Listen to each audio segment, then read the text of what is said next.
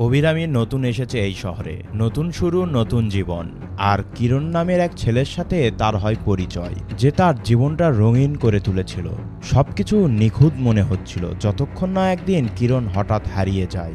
সবাই বলে কিরণ এক ট্রেন অ্যাক্সিডেন্টে মারা গিয়েছে, কিন্তু অভিরামী মনে শান্তি পায় না, কিছু একটা ভুল আছে। এরপর ধীরে ধীরে সামনে আসে এমন সব সত্য, আর সেখান থেকেই শুরু হয় এক শ্বাসরুদ্ধকর যাত্রা, যেখানে প্রতিটি মুখের আড়ালে লুকিয়ে আছে অন্ধকার সত্য। যাকে বিশ্বাস করবে সেও এক মুহূর্তে তোমার বিরুদ্ধে চলে যাবে। এই গল্পের সত্য মিথ্যার সীমা এতটাই ঘোলাটে, তুমি নিজেই হারিয়ে যাবে মরীচিকার ভেতরে।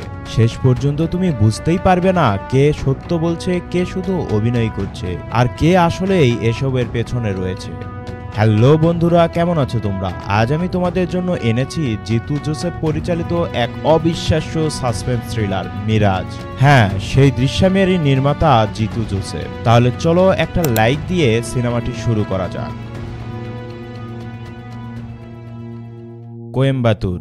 সিনেমার শুরুতে কিরণ নামের এক ছেলেকে দেখানো হয়। কিরণ কোয়েম্বাতুর থেকে জাবালপুর এক্সপ্রেসে কোথাও যাচ্ছে, কিন্তু রাতের বেলা করিকোর স্টেশন পার হয়ে ব্রিজের উপর ট্রেনটি অ্যাক্সিডেন্ট করে, আর সেই অ্যাক্সিডেন্টে প্রায় 700 জন মানুষ আহত হয়, অনেকে মারাও যায়। এটি পুরো স্টেটের হেডলাইন হয়ে যায়।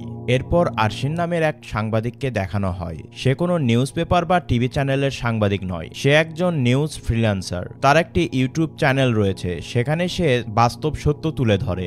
নিউজ চ্যানেলগুলো ভয়ের কারণে যে সত্যগুলো তুলে ধরতে পারে না, সে এই সত্যগুলো তুলে ধরে জনগণের সামনে তার ইউটিউব চ্যানেলের মাধ্যমে। সে গত রাতে ট্রেন দুর্ঘটনার নিউজ করছিল।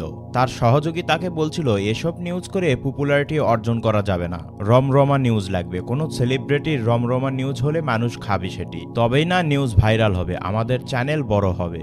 আরশিন তার সহযোগীকে বলে যে রাজকুমার নামের এক বিজনেসম্যানের এভিডেন্স খুঁজছে সে, সেটি পেলেই সে নিউজটি করবে। তথ্য প্রমাণ ছাড়া তো আর ফ্যাক্ট তুলে ধরা যায় না। এই লোকের নাম রাজকুমার। রাজকুমারের কাছে অনন্ত নামের তার একজন এমপ্লয়ি এসেছে। সে তাকে ইনফরমেশন দেয় কিরণ তার সিস্টেম থেকে পুরো কোম্পানির ইনফরমেশন ডাউনলোড করে নিয়েছে। রাজকুমার বলে যে তুমি তখন কি করছিলে? অনন্ত তখন বলে যে কোম্পানির কাজে আমি 2 দিনের জন্য শহরের বাইরে গিয়েছিলাম। রাজকুমার তো অনেক টেনশনে পড়ে যায়। এই যে মেয়েকে দেখছেন তার নাম অভিরামী, সামনে যে মেয়েটি তার নাম ঋতিকা। এই দুইজন রাজকুমারের অফিসেই চাকরি করে। কিরণও রাজকুমারের কোম্পানিতে চাকরি করে, কিন্তু 2 দিন ধরে অভিরামী কিরণের কোনো খোঁজ পাচ্ছে না। তাকে ফোন করলেও সে ফোন রিসিভ করে না। অভিরামী অনেক টেনশনে রয়েছে। ঋতিকা অভিরামীকে বলছিল যে অন্ধের মতন কোনো ছেলেকে বিশ্বাস করা ভালো না, তবে অভিরামী কিরণকে অন্ধের মতন বিশ্বাস করে। অভিরামী যখন প্রথম এই শহরে আসে, তার ফ্ল্যাট থেকে কিছু দূর একটি রেস্টুরেন্টে খেতে গিয়েছিল। তার এতটাই ক্ষুধা পেয়েছিল সে তাড়াতাড়ি করে রেস্টুরেন্টে চলে যায়, খাবার খেয়ে নেয়। তবে সে খাবার খাওয়ার পরে সে দেখতে পায় তার কাছে পার্স নাই, বা সে ফোনও নিয়ে আসেনি। রেস্টুরেন্টের ওয়েটারকে যখন অভিরামী এই কথাটি বলে, ওয়েটার তখন বলে যে আপনি বিল পরিশোধ করে এখান থেকে যান। পাশেই কিরণ বসা ছিল। কিরণ অভিরামীকে বিপদে দেখে সে তার বিল পরিশোধ করে। অভিরামী তখন কিরণকে বলে যে আপনার নাম্বার দেন বা আপনার ঠিকানা দেন, আমি টাকা পৌঁছাই দেব। আর অভিরামী কিরণকে তার পরিচয় দেয়। সে বলে সে রাজকুমারের অফিসে নতুন জয়েন করেছে, আর পাশেই তার ফ্ল্যাট। কিরণ বলে আচ্ছা ঠিক আছে, আপনার সাথে দেখা হবে বলে কিরণ সেখান থেকে চলে যায়। অভিরামী যখন অফিসে যায়, গিয়ে দেখে কিরণও সে অফিসেই চাকরি করে। অভিরামী কিরণকে দেখে তো খুশি হয়ে যায়, আর এইভাবেই আস্তে আস্তে তাদের মধ্যে একটি সুন্দর সম্পর্ক তৈরি হয়ে যায়। আর এখান থেকেই ভালোবাসা, তারা বিয়ের সিদ্ধান্তও নিয়ে নেয়। কিছুদিনের মধ্যেই তারা বিয়ে করবে, সেজন্য তারা একটি ফ্ল্যাট কিনেছে এবং একটি গাড়িও কিনেছে। অভিরামী এখনো জানে না যে কিরণের অ্যাক্সিডেন্ট হয়েছে। সে টেনশনে থানায় গিয়ে কিরণের মিসিং ডায়েরি করে। ঠিক 2 দিন পরে ঋতিকা অভিরামীকে ফোন করে বলে যে থানা থেকে তাকে ফোন করেছে, আর কিরণ যে ট্রেনে ছিল সেই ট্রেনটি অ্যাক্সিডেন্ট করেছে। একটি বডি পাওয়া গেছে, তাকে শনাক্ত করার জন্য যেতে হবে। অভিরামী তো একদম ভেঙে পড়ে। তারা যখন মর্গে যায়, গিয়ে কিরণের বডি দেখে অভিরামী একদম স্তব্ধ হয়ে যায়। কিরণের ফেস বডি একদম ঝলসে গিয়েছে, মানে পচে গেলে লাশের যে অবস্থা হয় আর কি। কিন্তু কিরণের জামা কাপড় দেখে অভিরামী নিশ্চিত করে এটি কিরণের লাশ। আরশিনও মর্গে এসেছিল, সে দূর থেকে এসব ফলো করছিল। অন্যদিকে রাজকুমারের অফিসে কিরণের লাশের খবর চলে গিয়েছে, মানে কিরণ যে মারা গিয়েছে রাজকুমার এই খবরটি পায়। রাজকুমার তার রাইট হ্যান্ড রিয়াজকে ডাকে এবং তাকে বলে যে কিরণ অফিস থেকে যাওয়ার আগে আমার অফিসের সকল ডকুমেন্টস চুরি করে নিয়ে গিয়েছে। গিয়েছে, একটি হার্ড ড্রাইভে সেটি কপি করে নিয়ে গিয়েছে। এখন এই ইনফরমেশন যদি লিক হয়ে যায় তাহলে আমার ক্লায়েন্টরা বিপদে পড়বে, আমি নিজেও বিপদে পড়ব। যে কোনো উপায়ে আমার এই হার্ড ড্রাইভ চাই। কিরণের আপন কেউ না থাকার কারণে অভিরামী এবং ঋতিকা মিলে তার সৎকার করে। আরশিনও দূর থেকে এসব ফলো করছিল। অভিরামী অনেক ভেঙে পড়েছে, তাই ঋতিকা তাকে তার নিজের বাসায় নিয়ে যায়। ঋতিকা রেগুলার অফিস করছিল, কিন্তু অভিরামী অফিসে যায় না। ঋতিকা অভিরামীকে বলছিল যে অফিস তো করতে হবে। অভিরামী বলে যে ওই অফিসে কিরণের অনেক স্মৃতি আছে, আমি আর ওই অফিসে যেতে চাই না। অভিরামী ঋতিকাকে বলে যে কিরণ কখনোই তাকে না বলে কোথাও যায় না। আসলে এই ট্রেনে করে সে কোথায় যাচ্ছিল এই বিষয়গুলো অভিরামীর মাথায় ঘুরছে, আর সে ঋতিকার বাসায় থাকতে চায় না, সে নিজের বাসাতেই থাকতে চায়। ঋতিকা অভিরামীকে তার বাসায় ড্রপ করে। ঋতিকা লক্ষ্য করে কেউ তাদেরকে ফলো করছে, মানে আরশিন তাদেরকে যে ফলো করছিল তারা সেটি বুঝতে পারে, কারণ আরশিনের গাড়িটি অভিরামীর বাড়ির বাইরে ছিল। ঋতিকা সেটি অভিরামীকে বলে। কিছুক্ষণ পরে তাদের বাড়িতে একজন আসে। পুলিশের এসপি পরিচয় দিয়ে বাড়িতে ঢোকে। কিরণের সম্পর্কে এসপি জিজ্ঞেস করে। ঋতিকা বলে যে অভিরামীকে কিরণ বলেছিল সে চেন্নাই যাবে, কিন্তু সে ওই ট্রেনে কিভাবে গেল তারা বুঝতে পারছে না। অভিরামী এসপিকে বলে যে আমার সাথে সে কখনোই মিথ্যা কথা বলেনি, এইবার কেন মিথ্যা কথা বলেছে আমি বুঝতে পারছি না। এসপি অভিরামীকে জিজ্ঞেস করে কিরণ কি তোমাকে কোনো হার্ড ড্রাইভ দিয়েছিল? অভিরামী বলে যে না, এরকম কোনো কিছু সে আমাকে দেয়নি, বা এরকম কোনো বিষয়ে সে আমার সাথে আলোচনাও করেনি। এসপি চলে যাওয়ার সময় অভিরামীকে একটি কার্ড দেয় আর বলে যে ওই হার্ড ড্রাইভ সম্পর্কে কিছু মনে পড়লে বা জানতে পারলে আমাকে ফোন করবে। ঋতিকা জিজ্ঞেস করে যে ওই হার্ড ড্রাইভে এমন কি ছিল যে আপনি খুঁজতে এসেছেন, আপনি কিরণকে কিভাবে জানেন? এসপি বলে যে আমি কিরণকে চিনি না, ওই হার্ড ড্রাইভের মালিক আমাদের কাছে কমপ্লেন করেছে, আমরা সেটি খুঁজছি এবং তদন্ত করছি। আর একটু পরে অভিরামীর বাসায় আরশিন আসে। আরশিন তার পরিচয় দিয়ে কিরণ সম্পর্কে তাদেরকে জিজ্ঞেস করে, কিন্তু ঋতিকা আরশিনের উপর বিরক্ত, তাকে কোনো ইনফরমেশন দিতে চায় না, বলে যে আমরা যা ইনফরমেশন পুলিশকে দিব। আরশিন তখন বলে যে কোন পুলিশ? এসপি কে? এসপি কি আপনাদের কিছু বলেছে? সে কি বলেছে কিরণের সাথে তার সম্পর্ক রয়েছে? আরশিন এসপি এবং কিরণের কয়েকটি ছবি দেখায়। ছবি দেখার পরে অভিরামীর মনে প্রশ্ন জাগে। কিছুক্ষণ আগেই এসপি বলে গেল সে কিরণকে চিনে না। আসল ঘটনা জানার কিউরিওসিটি জাগে অভিরামীর মনে। আরশিনকে অভিরামী জিজ্ঞেস করে এসপির সাথে কিরণের কি সম্পর্ক। আরশিন বলে আমি এই বিষয়টি পরে বলবো, আপনারা কি কিরণের মার্ডারের ঘটনা জানতে চান না? ঋতিকা তখন বলে ওঠে যে আপনি একটি দুর্ঘটনাকে মার্ডার বলছেন, আপনার মতলব আমার বোঝা শেষ হয়ে গেছে, আপনি এখান থেকে যান, না হলে পুলিশকে কল করব। পুলিশের কথা শুনে আরশিন তৎক্ষণাৎ সেখান থেকে বের হয়ে যায়, আর যাওয়ার সময় বলে যায় যে পুলিশকে কখনো বিশ্বাস করবেন না। এরপর ঋতিকাও চলে যায়। ঋতিকা যাওয়ার পরে অভিরামীর বাড়িতে রিয়াজ চলে আসে, রাজকুমারের সেই গুন্ডা, মানে রাইট হ্যান্ড। এসে অভিরামীকে অনেক ভয়ভীতি দেখায়, মারধর করে এবং বন্দুক বের করে অভিরামীকে বলে হার্ড ডিস্কটা কোথায়। কিন্তু এদিকে অভিরামী তো হার্ড ডিস্ক সম্পর্কে কিছুই জানে না। সে তাকে আশ্বস্ত করে যে সে এসব কিছুই জানে না, আর এইসব বুঝতে পেরেছিল আরশিন। আরশিন জানালা দিয়ে দেখে যে অভিরামীকে সে ভয়ভীতি দেখাচ্ছে এবং মারধর করছে, তো সে বাইরে থেকে আওয়াজ করে। সেটি টের পেয়ে রিয়াজ সেখান থেকে চলে যায়। অভিরামীকে বলে যায় হার্ড ডিস্ক সম্পর্কে সে জানতে পারলে তাকে যেন জানায়, না হলে সে তাকে মেরে ফেলবে, সে অনেক ভয়ানক একজন। রিয়াজ বের হয়ে যাওয়ার পরে আরশিন ভিতরে ঢোকে এবং অভিরামীকে বলে যে কিসের হার্ড ডিস্ক। আরশিন বুঝে যায় এখানে খেলা অন্য কিছুই চলছে। এরপর অভিরামী এসপির সাথে দেখা করতে যায়, কারণ এসপি তাকে ডেকেছিল। এসপি আবার সেই কোশ্চেনই করে কোথায় হার্ড ডিস্ক। অভিরামী বলে যে সে এখনো কোনো কিছু জানতে পারেনি। তবে অভিরামী এসপিকে জিজ্ঞেস করে আপনি কিরণকে কিভাবে চিনতেন, আপনি তো বললেন যে আপনি কিরণকে চিনেন না। এসপি অস্বীকার করে। তারপরে অভিরামী কিরণের সাথে এসপির ছবি দেখায়, আর এসপি জিজ্ঞেস করে এই ছবি তোমরা কোথায় পেলে। ঋতিকা তখন আরশিনের কথা বলে দেয়। এসপি ঋতিকা এবং অভিরামীকে আরশিনের কাছ থেকে দূরে থাকতে বলে যে সে টাকার জন্য সবকিছুই করতে পারে। অভিরামী এসপিকে কিছুটা অবিশ্বাস করতে শুরু করে। অভিরামী কোনোভাবেই চাচ্ছিল না আরশিনের নামটি আসুক, কারণ আরশিন তাকে হেল্প করেছে এই ছবি দিয়ে এবং রিয়াজের কাছ থেকে সেভ করেছে। অভিরামী ঋতিকা বাইরে আসার পরে সেখানে আরশিনও এসেছিল। আরশিন তাদেরকে ডেকে নেয়। আরশিন সেখানে আড়ালে লুকিয়েছিল।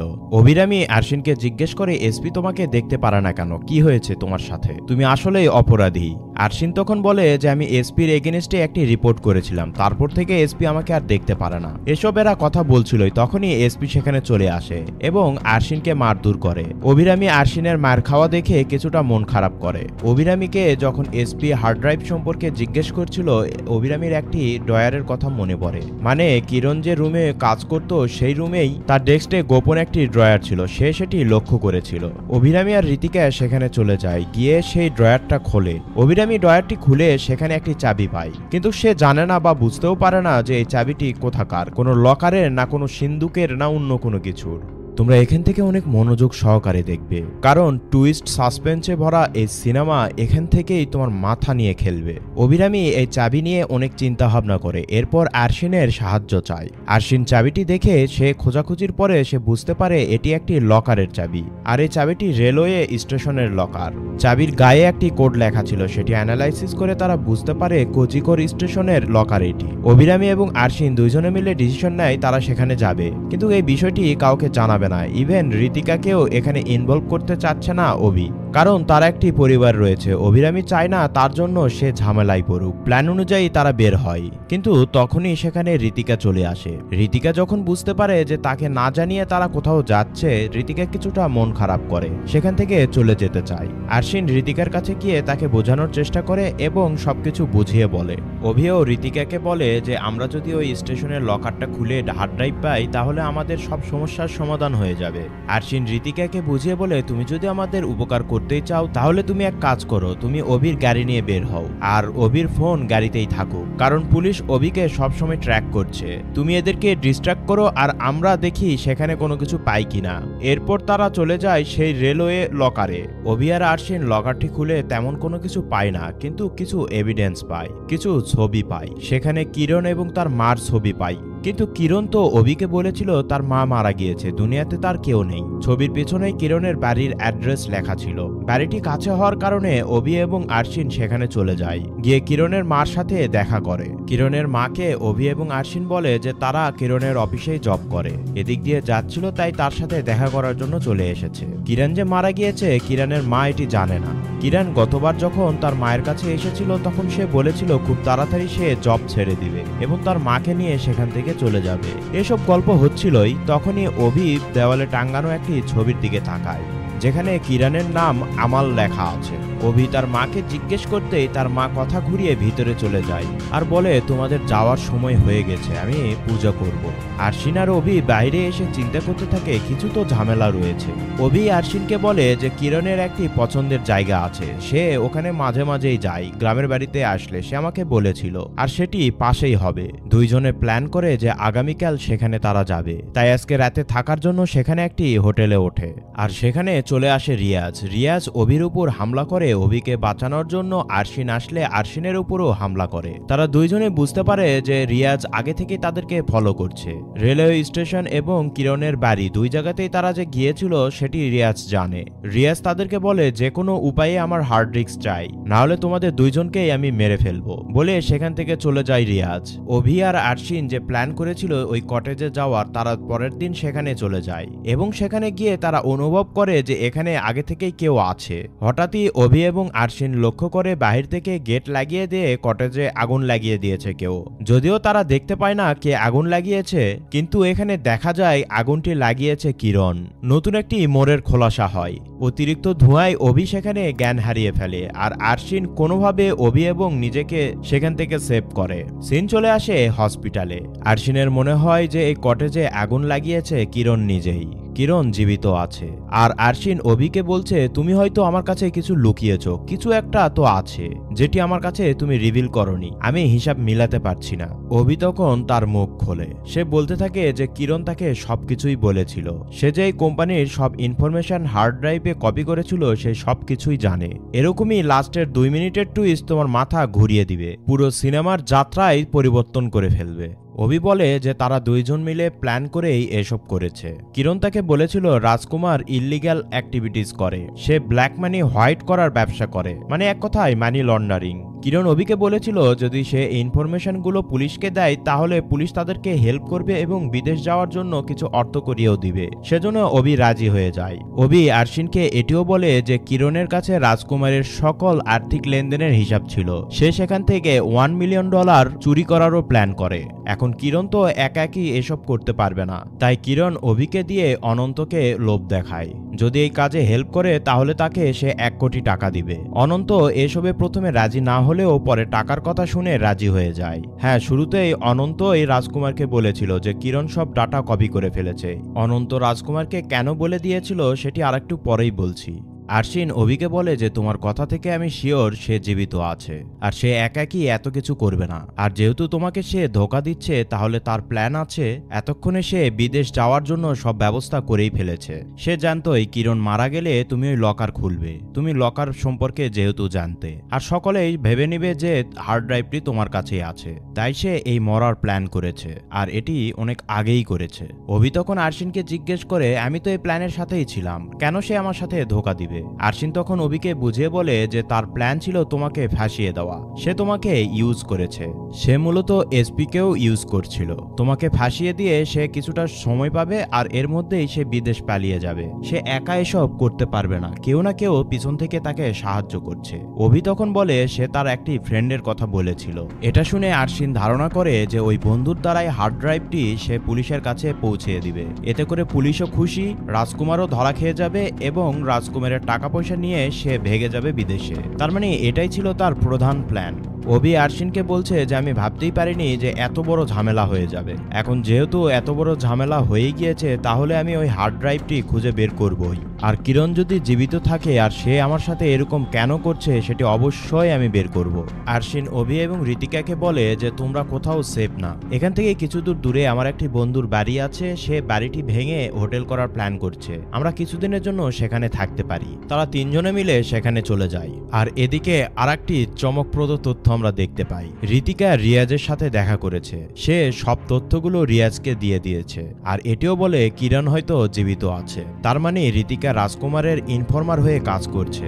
এরপর কিরণ এবং প্রকাশকে দেখানো হয়। প্রকাশ মূলত একজন বিজনেসম্যান, সে রাজকুমারের জায়গাটি নিতে চায়, বিজনেসে কম্পিটিশনে সে এক নম্বরে থাকতে চায়, তাই সেই মূলত কিরণকে দিয়ে এইসব করাচ্ছিল। কিরণ অনন্তকে দিয়ে সেই এভিডেন্সগুলো কালেক্ট করে নেয় রাজকুমারের অফিস থেকে, কিন্তু এভিডেন্স নেওয়ার পরে অনন্তকে সে আর টাকা দেয় না, তাই অনন্তর সাথে তার একটি ঝামেলা হয়ে যায়। তখনই প্রকাশের একটি লোক এসে বলে যে কিরণ যে এভিডেন্সটা আমাদের দিয়েছে, মানে হার্ড ড্রাইভটি দিয়েছে, সেটি আমরা খুলতে পারছি না, সেটি লক করা আছে। কিরণ প্রকাশকে বলছে আমি তো সব ডকুমেন্টস খুলে দেখেছি, হার্ড ড্রাইভেই তো সব ডকুমেন্টস ছিল। পরেক্ষণে কিরণ বুঝতে পারে যে অনন্তর কাজই এটি, অনন্ত ড্রাইভটি লক করে রেখেছে। আর অন্যদিকে সে অনন্তের সাথে চিট করেছে, টাকা দেয়নি তাকে। এখন এই ড্রাইভটি খুলতে হলে অনন্তর দরকার। এখন যাই হোক না কেন এই ডাটা তাদেরকে বের করতে হবে, না হলে তাদের সব প্ল্যান ভেস্তে যাবে। প্রকাশ অনন্তর দায়িত্বটা নেয়, সে অনন্তকে ধরার জন্য লোকও পাঠিয়ে দেয়, কিন্তু অনন্ত সেটি বুঝতে পারে, সেখান থেকে ভেগে যায়। প্রকাশ কিরণের কাছ থেকে নাম্বার নিয়ে অনন্তকে ফোন দিয়ে বলে যে কিরণ আমাকে তোমার নাম্বার দিয়েছে, তোমাকে 1 কোটি টাকা দেব, তুমি কোথায় আছো? অনন্ত বুঝতে পেরে ফোন বন্ধ করে সিম ফেলে দেয় সাথে সাথে। আরশিন অভিকে বলে যে হার্ড ড্রাইভ দিয়ে ট্রেস করা সম্ভব, সে এরকম একটি প্রবলেমে পড়েছিল, পুলিশ তাকে হার্ড ড্রাইভ দিয়েই ট্রেস করেছিল, মানে খুঁজে বের করেছিল, তাই তাদের অনন্তকে খুঁজে বের করতে হবে। রিয়াজ রাজকুমারের সাথে দেখা করে সবকিছু ডিটেলসে বলে, সে এটিও বলে অনন্তর উপর হামলা করে প্রকাশের লোকজন। রাজকুমার বলে যে সে অনেকদিন ধরেই জানে যে প্রকাশ তার বিজনেস করতে চায়, তারা সন্দেহ করে যে কিরণ তার সাথে জড়িত আছে, কিরণকে দিয়েই প্রকাশ হয়তো এইসব করিয়েছে। এদিকে এসপি অভিদের খুঁজে বের করে এবং তার অফিসে নিয়ে আসে। এসপি অভিকে জিজ্ঞেস করে কিরণ যেদিন মারা যায় সেদিন তুমি কোথায় ছিলে? অভি বলে সকালে আমি অফিসে ছিলাম, তারপরে বিকেলে আমি বাসায় আসি। এসপি তখন বলে ওঠে এই 2 জায়গা ছাড়া কোথাও যাওনি? অভি তখন ঋতিকার দিকে তাকিয়ে বলে যে আমি ওর বাসায় মনে হয় গিয়েছিলাম, আর পরবর্তী দিনে আমি সেখান থেকে ফিরেছি। এসপি তখন অভিকে জিজ্ঞেস করে তোমার গাড়ি কোথায় ছিল? অভি বলে গাড়ি তো আমার সাথেই ছিল। এসপি তখন একটি ভিডিও ফুটেজ দেখায়, বলে যেখানে অ্যাক্সিডেন্ট হয়েছিল তার পাশেই তোমার গাড়ি দেখা গিয়েছে, মানে ট্রেন অ্যাক্সিডেন্টের কথা বলছে। অ্যাক্সিডেন্ট হয় 7:30টায় আর তোমার গাড়ি দেখা গিয়েছে 9টায় আর ফিরেছে 3টায়। আরশিন এবং ঋতিকা তো অভির দিকে অবাক দৃষ্টিতে তাকিয়ে থাকে, এর অর্থ অভি আরো কিছু লুকিয়েছে এদের কাছ থেকে। এসপি অভিকে জিজ্ঞেস করে তুমি একাই গাড়িতে ছিলে না তোমার সাথে অন্য কেউ ছিল? অভিরামী তখন বলতে শুরু করে হার্ড ডিস্ক পাওয়ার পর থেকে কিরণের ব্যবহার চেঞ্জ হয়ে যায়। অভিরামী বুঝতে পেরেছিল কিরণ তাকে ইউজ করছে, অভি কিরণের সবকিছু ফলো করছিল। তার ঠিক 2 দিন পরেই কিরণ অভিকে নিয়ে ট্রেন অ্যাক্সিডেন্টের ঠিক সে জায়গাতেই নিয়ে যায়, এটি বলে নিয়ে যায় যে এসপির সাথে দেখা করাবে। আর তখন এসপি ফোনও করেছিল তার সাথে দেখা করানোর জন্য, কিন্তু এসপি বলে যে আমি তো কোনো ফোন করিনি। এখানে বোঝা যায় প্রকাশ এসপি সেজে তাকে ফোন করেছিল তাদের পূর্ব প্ল্যান হিসাবে। কিরণ মূলত এসপির কথা বলে অভিকে জানে খতম করার জন্য নিয়ে যাচ্ছিল।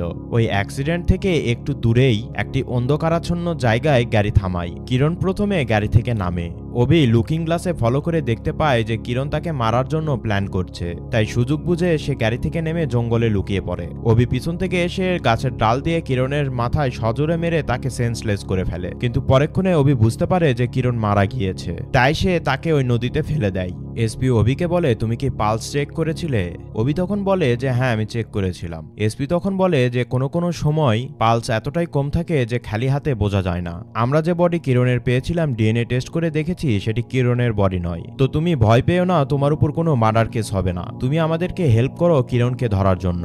অভি তখন পুলিশকে বলে যে আমরাও এটাই চাইছি, আমার সাথে যে ঋতিকা এবং আরশিন রয়েছে তারা দুইজনেই হেল্প করছে আমাকে তাকে ধরার জন্য।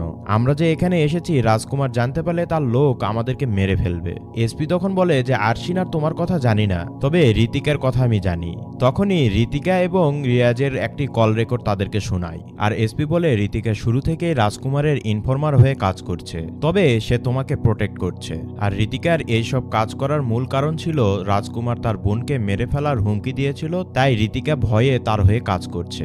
এসব জানার পরে আরশিন কিছুটা ক্ষিপ্ত হয়। আরশিনের কথা শুনে এসপি আরশিনকে বুঝায়, বলে এখন তো তুমি সবকিছু জেনে গিয়েছো, আমি তোমাকে কথা দিচ্ছি তুমি এদেরকে হেল্প করো, হার্ড ডিস্ক পাওয়ার পরে তোমার চ্যানেলে তুমি এটি ব্রডকাস্ট করো। আরশিন রাজি হয়। এসপি বলে যে তোমরা যেভাবে করছো সেভাবেই করো, আর আমার সাথে সবকিছু শেয়ার করবে। অভিরামীরা অনন্তর সাথে দেখা করার প্ল্যান করে। অনন্ত তাদের সাথে দেখা করার জন্য রাজি হয়। তারা তিনজন অনন্তর সাথে দেখা করে ডিটেলসে সবকিছু বলে। অনন্ত এসব ঝামেলায় পড়তে চাচ্ছিল না। অনন্ত এটিও বলে যে ওই ডিভাইসটি সে কিরণকে দিয়েছিল, কিন্তু ওই ডকুমেন্টস খোলার জন্য তার কাছে একটি পাসকি আছে, সেই পাসকি ছাড়া তারা সেটি খুলতে পারবে না। আমার ডিভাইসে আমি ওপেন করে দেখিয়েছিলাম কারণ আমার ডিভাইসে পাসকিটা প্রয়োজন ছিল না, আর অন্য কোনো ডিভাইসে গেলেই সেই পাসকিটা প্রয়োজন।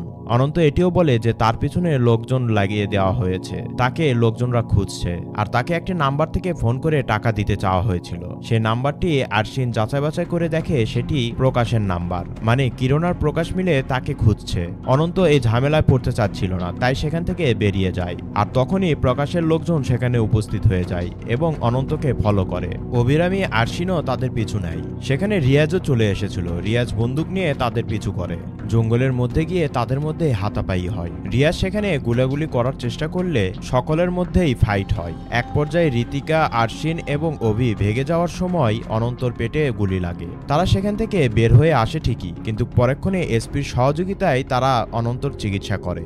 রাজকুমার এই বিষয়গুলি রিয়াজের কাছ থেকে শোনে। রাজকুমার রিয়াজকে বলে তুমি আপাতত কিরণের পিছনে ফোকাস করো। এসপি হসপিটালে আসার পরে অভি এই বিষয়গুলি খুলে বলে এবং পাসকির কথাও বলে যে এই পাসকি খোঁজার জন্য কিরণ এখানে আসবে, সেজন্য এসপি হসপিটালের প্রোটেকশনের ব্যবস্থা করে। এদিকে রাজকুমার ঋতিকাকে ফোন করেছে।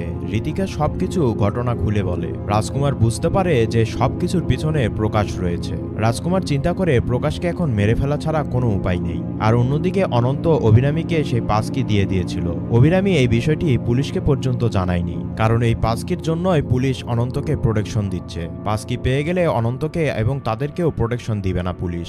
অভিরামী একটি প্ল্যান করে। সেই পাসকির ছবি প্রকাশকে পাঠিয়ে দেয় এবং বলে আমি এই কি তোমাকে দিব, কিন্তু আমার 3টি শর্ত আছে। 1 কোটি সমমান ডলার দিতে হবে, ওই হার্ড ডিস্কের একটি কপি দিতে হবে, আর কিরণকে আমাদের কাছে দিতে হবে। প্রকাশ কোনো রাস্তা না পেয়ে অভিরামীর কথায় রাজি হয়ে যায়, কিন্তু কিরণ আর প্রকাশ মিলে আলাদা একটি প্ল্যান করে। পাসকি পাওয়ার পরে তারা তাদের উপর হামলা করবে। ডিল অনুযায়ী জনবহুল একটি রেস্টুরেন্টে অভিরামীর সাথে দেখা করার জন্য চলে আসে প্রকাশ। সেখানে কিরণও আসে। অভিরামী পাসকি দেওয়ার পরে প্রকাশ সেখান থেকে বের হয়ে আসে। আর এদিকে কিরণ অভিরামীকে গুলি করে মেরেই ফেলবে, তখনই রিয়াজের একটি লোক এসে প্রকাশকে গুলি করে তার ব্যাগটি ছিনিয়ে নিয়ে চলে যায়, মানে যে ব্যাগে ল্যাপটপ এবং পাসকি ছিল। সাথে সাথে অভিরামী টাকার ব্যাগ নিয়ে সেখান থেকে বের হয়ে যায়। আর সেখানেই প্রকাশের লোক, রাজকুমারের লোক এবং পুলিশের লোকের মধ্যে ত্রিমুখী ফাইট হয়, মানে গোলাগুলি হয়। সকলে আগে থেকেই সেখানে সেট ছিল। রাজকুমারের সেই লোক হার্ড ডিস্ক নিয়ে চলে যাওয়ার আগেই পুলিশ তাকে ধরে ফেলে। অভিরামীও ছুটাছুটি করছিল, আর তখন সেখানে কিরণ চলে আসে। কিরণ অভিরামীকে ধরার আগেই পিছন থেকে অভিরামী তার মাথায় সজোরে আঘাত করে এবং তার বন্দুক নিয়ে বন্দুক পয়েন্ট রেখে তাকে জিজ্ঞেস করে সে ওই রাতে কিভাবে বেঁচে গিয়েছিল। কিরণ বলে এক মাঝি আমাকে বাঁচিয়েছিল। আমি সেই ম্যাজিকেই খতম করে নিজের কাপড় পরিয়ে দিয়ে সেখান থেকে সেভ হয়েছি। আর তুমি যে বন্দুক ধরে আছো সেই বন্দুকে কোনো গুলি নেই। তারপরও অভি সেটি ট্রাই করে। যখন দেখে বন্দুক আসলেই খালি, তার একটু পরেই রিয়াজ এসে কিরণকে গুলি করে সেখানেই মেরে ফেলে। সে অভিকেও মারতেই যাবে, তখনই আরশিন এসে অভিকে বাঁচায় আর তাদের মধ্যে ধস্তাধস্তি শুরু হয়। তখনই সেখানে পুলিশ চলে আসে এবং রিয়াজকে অ্যারেস্ট করে নিয়ে যায়। এভাবেই অভিরা সেখান থেকে সেভ হয়ে যায়। এরপরে সিন চলে আসে এসপি অফিসে। এসপি তাদেরকে বলছে রাজকুমারকে এখনো ধরা যায়নি, তবে শীঘ্রই ধরে ফেলবে। আরশিনকে জিজ্ঞেস করে তুমি তোমার চ্যানেলে এটি কিভাবে প্রকাশ করবে বলো। আরশিন তখন বলে যে স্যার আমি কোনো ঘটনা প্রকাশ করি না, আমি ফ্যাক্ট তুলে ধরি। আর তখনই এসপি যে ফ্যাক্ট তুলে ধরলো সেই জন্য আরশিন কোনোভাবেই প্রস্তুত ছিল না। আরশিন কেন, আমরা কেউই প্রস্তুত ছিলাম না। তোমাদের মনেই হতে পারে যে মুভি তো এখানেই শেষ, কিন্তু মুভি যে এখান থেকেই শুরু তোমার বুঝতে দেরি আছে। এখানেই সিনেমার মূল টুইস্ট। আর শেষের টুইস্ট জানার পরে জিতু জোসেফকে তুমি সেলুট করবে, বলবে সে আসলেই বস। এসপি আরশিনকে বলে যে অভির নাম অঞ্জলি, তার বাবা মার কথাও বলে আর বলে যে অঞ্জলির বড় একজন পূর্ণিমা নামের বোন ছিল। তারা সকলেই কাতারে বসবাস করত। তার বাবা ছিল সিভিল ইঞ্জিনিয়ার আর তার মা ছিল নার্স। একটি সাইডের কাজ করতে গিয়ে বিল্ডিং থেকে পড়ে গিয়ে তার বাবা মারা গিয়েছিল। তারা দুই বোন তার মায়ের কাছেই মানুষ হচ্ছিল। আর তাদের সাথে আরেকটি ঘটনা ঘটে। তারা দুই বোন যখন ছাদে খেলছিল, অঞ্জলিকে চকলেট দিয়ে বড় বোনের কাছ থেকে একটু দূরে বসিয়ে দিয়ে দুইটা ছেলে তার বড় বোনকে ধর্ষণ করে। তার বোনের বয়স ছিল তখন 15। পূর্ণিমার চিকিৎসা শেষে কিছুদিন আইসিইউতে থাকার পরে সে কিছুটা সুস্থ হয়, কিন্তু সে আর কোনো কথাই বলতে পারছিল না। পুলিশ যতদিনে তদন্ত শুরু করেছিল ততদিনে ওই দুই ছেলের পরিবার দেশে ফিরে চলে এসেছিল, মানে কাতার ছেড়ে দিয়েছিল। পূর্ণিমা তার ট্র্যাজেডি সহ্য না করতে পেরে একদিন আত্মহত্যা করে নেয়। এরপর তার মা আঞ্জলিকে নিয়ে তার দেশে চলে আসে, মানে কেরালাতে চলে আসে। তার মাও এই শোক কেটে উঠতে না পেরে মারা যায়। অঞ্জলির মধ্যে তখন প্রতিশোধের আগুন জ্বলে ওঠে, কারণ ওই দুই ছেলের জন্যই তার পরিবারের এই অবস্থা। তার কিছু বছর পরেই অঞ্জলি এই শহরে চলে আসে অভি হয়ে। আর সে অমলের খোঁজ পেয়েছিল, মানে ওই দুইজনের মধ্যে একজন ছিল কিরণ। তোমাদের হয়তো মনেই আছে অভি যখন কিরণের বাড়িতে গিয়েছিল ছবিতে তার নাম লেখা ছিল অমল, যে কেরালাতে এসে কিরণ নামে পরিচয় নিয়েছে। আর আমরা শুরু থেকে যা কিছুই দেখেছি সব কিছুই অভি মানে অঞ্জলির প্ল্যান করা। সে প্রথমে কিরণের অফিসে চাকরি নেয়, কিন্তু সে তো নার্সিং পড়েছিল আর কিরণ হলো অ্যাকাউন্টেন্ট। তাই সে রিস্কিল করে অ্যাকাউন্টে পড়াশোনা করে এই রাজকুমারের অফিসে চাকরি নেয়। সবকিছু প্ল্যান করেই সে কিরণের সাথে করছিল। মূলত অ্যাক্সিডেন্টের দিন অভির কার সেখানে দেখতে পাওয়ার পরেই এসপি এই সব তথ্য খুঁজে বের করেছে, কিন্তু এসপিও জানে না আসলে ওই রাতে কি হয়েছিল। অভিরামী এইবার তার মুখ খোলে, সে আসল ঘটনা বলতে শুরু করে। অভিরামী তো প্ল্যান ছিল কিরণকে খতম করা, কিন্তু কিরণের প্ল্যান যখন অভিরামী জানতে পারে আর এই প্ল্যানের সাথে তার একটি বন্ধু আছে সেটিও জানতে পারে, তখন মনে করে যে ওই বন্ধুই যে তার বোনকে ধর্ষণ করেছিল, মানে সে দুইজনকে একসাথেই পেয়ে যাবে। অভিরামী কিরণের ফোনে একটি অ্যাপস ইনস্টল করে সে সব তথ্যগুলো দেখছিল। আর সে আস্তে আস্তে জানতে পারে যে প্রকাশও তখন কাতারই ছিল যখন কিরণরা কাতার ছিল। এইভাবেই অভি নিশ্চিত হয় যে এই দুইজনই তার বোনের সর্বনাশ করেছিল। অ্যাক্সিডেন্টের রাতে অভি কিরণকে বলে তার জন্য একটি সারপ্রাইজ আছে। কিরণ যখন অভির বাড়িতে আসে সে জুসের মধ্যে একটি মেডিসিন মিশিয়ে দেয়, তাকে বেহুশ করে ফেলে এবং তাকে একটি ইনজেকশনও দিয়ে দেয় যেন তার মাথা কাজ না করে। পরে টিভিতে সেই অ্যাক্সিডেন্টের ঘটনা দেখে সে প্ল্যান সাজায়। অভি তখন অ্যাক্সিডেন্টের কাছে ওই জায়গাতে কিরণকে নিয়ে যায় এবং তাকে মৃত ভেবে নদীতে ফেলে দেয়। তবে অভি যখন কিরণের বডি দেখে সে বুঝতে পারে এটি কিরণ নয়, কিন্তু সে জানতো যে কিরণ যদি বেঁচে যায় তাহলে সে অভি পর্যন্ত অবশ্যই আসবে। আর সে বেঁচে গেলে সে তার ফ্রেন্ডের কাছেই গিয়েছে আর দুইজনে মিলেই অভিকে খতম করবে। তাই অভি প্ল্যান করেই আরশিনের সহযোগিতা নেয়, আরশিনকে এর মধ্যে ইনভলভ করে। আর আরশিন এসব জানার পরে নিজেই তো বোকা সেজে যায়। সে কি করবে বুঝে উঠতে না পেরে রাগ করে সেখান থেকে চলে যায়, কারণ এর আগেও তো অভি তাকে ধোঁকা দিয়েছে।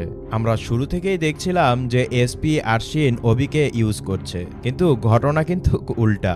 অভি মূলত তার বদলা নেওয়ার জন্য সকলকে ব্যবহার করছিল। অভি যদিও এটি বদলা নেওয়ার জন্য করেছে, কিন্তু সে যে ক্রাইম করেছে সেই ক্রাইমের জন্য তো আর কিরণের মৃত্যু হয়নি, তাই তার উপর কোনো কেসও হয়নি। এসপি তার উপর সদয় হয়ে তাকে ছেড়ে দেয়। অভি নিচে এসে দেখে যে আরশিন তার জন্য ওয়েট করছে। এদিকে পুলিশ রাজকুমারকে অ্যারেস্ট করতে সক্ষম হয়। এরপরই দেখা যায় পুলিশের কাছে এমন একটি তথ্য আসে যা পুরো প্লটকেই চেঞ্জ করে দেয়। এত টুইস্ট দেখার পরে এমনিতেই মাথা ঘুরছিল, এরপরও এই টুইস্টটি সামনে আসবে তা কোনোভাবেই কল্পনাতে আসার মতন না। অভিরামীর বড় বোনকে ধর্ষণ কে কে করেছিল সেই তথ্য নেওয়ার জন্য কাতার পুলিশকে একটি রিকোয়েস্ট পাঠিয়েছিল এসপি। ওই দিন কিরণের সাথে প্রকাশ রেপ করেছে আরশিন। মানে অভি যেই বন্ধুকে খুঁজছিল সেই বন্ধু হলো প্রকাশ নয়, সে হলো আরশিন। কাতার পুলিশের রিপোর্ট থেকেই সেটি এসপি জানতে পারে। কিরণ যে প্ল্যানটি করেছিল তার মাস্টার মাইন্ড ছিল আরশিন। দুই বন্ধু মিলেই এই প্ল্যান করেছিল এবং তারা অর্ধেক অর্ধেক টাকা ভাগ করে নেওয়ার জন্যই এত বড় প্ল্যান করেছিল। কিন্তু ট্রেন অ্যাক্সিডেন্টের পর কিরণ আরশিনের সাথে যোগাযোগ বন্ধ করে দিয়েছিল। তাই আরশিন অভিরামীকে ব্যবহার করে কিরণকে খোঁজার বন্দোবস্ত করছিল। কিরণ যেদিন মারা যায় ধস্তাধস্তির মধ্যে আরশিন তাকে জিজ্ঞেস করেছিল যে রাজকুমারের অফিস থেকে যে $1 মিলিয়ন তারা চুরি করেছে সেই ডলারের টাকাটা কই, বা সেই ডলার কই। কিরণ তখন বলে যে ওই টাকাটা আমার কাছে নেই, ওই টাকা আছে অভিরামীর কাছে। আর এরপরেই আরশিন তাকে ফোন করেছিল। আর এজন্যই এত ঘটনা ঘটে যাওয়ার পরও আরশিন অভিকে ছাড়েনি। এসপির অফিস থেকে তার বন্ধুর সেই বাড়িতে নিয়ে এসেছে। আরশিন অভিরামীকে রেখে একটি ড্রিঙ্কস বানানোর জন্য যায়। আর তখনই এসপি অভিরামীকে ফোন করে আরশিনের সব ডিটেলস বলে দেয়। এসপি অভিকে বলে যে তুমি কোনোভাবে কিছুক্ষণ সামলাও, আমরা আসছি তোমাকে সেভ করার জন্য তোমার লোকেশনে। অভি নিজেকে সেভ করার আগে আরশিন বিষয়টি বুঝতে পারে যে অভি সবকিছু জেনে গিয়েছে। আরশিন অভির উপর অ্যাটাক করে। তাদের দুইজনের মধ্যে অনেক ধস্তাধস্তি হয়। আরশিন অভিকে জিজ্ঞেস করে তুমি টাকাগুলো আমাকে দিয়ে দাও, আমি তোমাকে ছেড়ে দেব। অভি তখন বলে যে আমি টাকাগুলো জ্বালিয়ে দিয়েছি, কিরণ যেন সেই টাকাগুলো না পায়। আরশিন তখন অভিকে মারধর করে। এরপরে এক পর্যায়ে অভি তার পায়ের কাছে একটি দড়ি পায়। সে কৌশলে আরশিনকে সেই দড়িতে ঝুলিয়ে দেয় আর নিজেও উল্টা হয়ে সেই দড়িতে ঝুলে থাকে। আরশিন মারা যায় আর অভি দড়িতে ঝুলে থাকে। দেখা যায় বাইরে পুলিশ এসেছে। সাসপেন্স টুইস্টে ভরপুর তো অনেক সিনেমা দেখেছি, এই সিনেমা আমার মাথা আসলেই ঘুরিয়ে দিয়েছে। তোমাদের কেমন লেগেছে অবশ্যই কমেন্ট করে জানাবে। তোমরা চাইলে এই সিনেমাটিও দেখতে পারো। এই সিনেমাটিও টুইস্ট সাসপেন্সে ভরা। আজকে এই পর্যন্তই, তাহলে দেখা হচ্ছে নতুন কোনো ভিডিওতে নতুন কোনো অ্যাঙ্গিলে। ততক্ষণ ভালো থাকো, সুস্থ থাকো, আল্লাহ হাফেজ, টাটা, বাই বাই।